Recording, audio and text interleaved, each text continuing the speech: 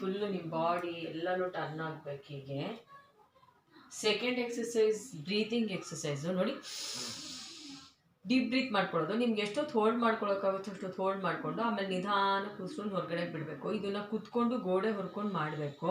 Third one ಬಂದು ಕಾಲು ಸ್ವಲ್ಪ Indian ಟಾಯ್ಲೆಟಲ್ಲಿ ಕುತ್ಕೊಳ್ಳೋಷ್ಟಾಗಲ ಕಾಲು ಇಟ್ಕೊಂಡು ಮನೆಯಲ್ಲಿ ಮಂಚ ಇಟ್ಕೋಬೇಕು. ಹೀಗೆ ನಿಧಾನಕ್ಕೆ ಕುತ್ಕೊಳ್ಳೋದು, ನಿಧಾನಕ್ಕೆ ಎದ್ದೇಳೋದು. ಹೀಗೆ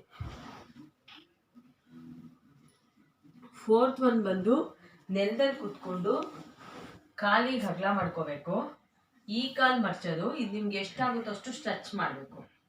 ಮತ್ತು ಪುನಃ ಇದು ಅದೇ ಪೊಸಿಷನ್ಗೆ ಬರುತ್ತೆ. ಆಮೇಲೆ ಇದನ್ನು ಬಿಟ್ಟು ಇದನ್ನು ಮರ್ಚಿ ಇದನ್ನು ಎಷ್ಟಾಗುತ್ತೋ ಅಷ್ಟು ಸ್ಟ್ರೆಚ್ ಮಾಡಬೇಕು.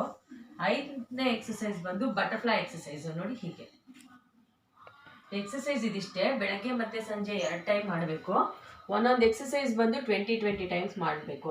ಮಾರ್ನಿಂಗ್ 20 ಟೈಮ್ಸ್, ಈವ್ನಿಂಗ್ ಮತ್ತೆ ಪುನಃ 20 ಟೈಮ್ಸ್ ಮಾಡಬೇಕು.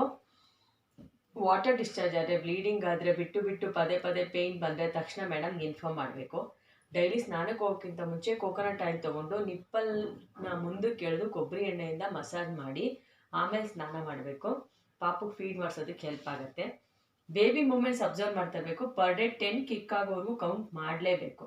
ಇನ್ ಕೇಸ್ ಏನೋ ಮೂಮೆಂಟ್ಸ್ ಕಡಿಮೆ ಅನಿಸಿದ್ರೆ ತಕ್ಷಣ ಕ್ಲಿನಿಕ್ ಅವ್ರು ಸರಿ ಕ್ಲಿನಿಕ್ಗೆ ಕಾಲ್ ಮಾಡ್ಬೋದು. ಇಲ್ಲಾಂದರೆ ಮೇಡಮ್ ಪರ್ಸ್ನಲ್ ನಂಬರ್ಗೂ ಮಾಡ್ಬೋದು. ಆಮೇಲೆ ಬೆಳಗ್ಗೆ ಏನಾದ್ರು ತಿಂದು ಕುಡಿದು ಏನಾದ್ರು ಮಾಡಿದ್ರೆ ಒಂದು ಅರ್ಧ ಗಂಟೆ ಗ್ಯಾಪ್ ಕೊಟ್ಟು ಎಕ್ಸಸೈಸ್ ಮಾಡಿ. ಸಂಜೆ 4:30 ಹಾಲು ಕುಡಿಬೇಕು. 5:30 ಇಂದ 6:30ಗೆ ಎಕ್ಸಸೈಸ್ ಮಾಡಬೇಕು.